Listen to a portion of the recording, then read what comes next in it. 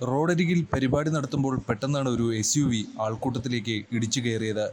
കാനഡയിലെ വാൻകൂവറിൽ ഫിലിപ്പിനോ സാംസ്കാരിക പരിപാടി ആഘോഷിക്കാനെത്തിയ ജനക്കൂട്ടത്തിലേക്കാണ് SUV ഇടിച്ചു കയറിയത്. നിരവധി പേർ മരണപ്പെട്ടുവെന്നാണ് റിപ്പോർട്ട്.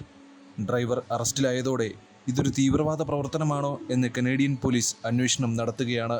ഫിലിപ്പീൻസിൽ നിന്നുള്ള ആളുകൾ കാനഡയുടെ വിവിധ ഭാഗങ്ങളിൽ താമസിക്കുന്നുണ്ട്. ഫിലിപ്പിനോകളും വാൻകൂവർ പ്രദേശത്ത് താമസിക്കുന്നു. ഈ സാഹചര്യത്തിൽ കാനഡയിലെ വാൻകൂവറിൽ ഒരു ഫിലിപ്പീൻ സാംസ്കാരിക പരിപാടി ആഘോഷിച്ചു. കാനഡയിൽ താമസിക്കുന്ന ഫിലിപ്പിനോകളും നാട്ടുകാരും വിനോദസഞ്ചാരികളും പരിപാടിയിൽ പങ്കെടുത്തു.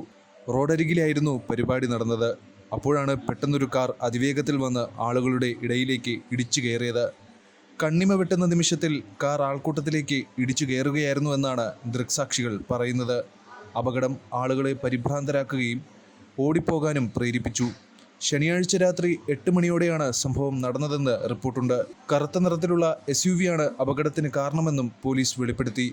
ഉടൻ തന്നെ ആളുകൾ കാറിൻ്റെ ഡ്രൈവറെ പിടികൂടി പോലീസിൽ ഏൽപ്പിച്ചു. അപകടമുണ്ടാക്കിയ ഡ്രൈവറെ പോലീസ് അറസ്റ്റ് ചെയ്തു.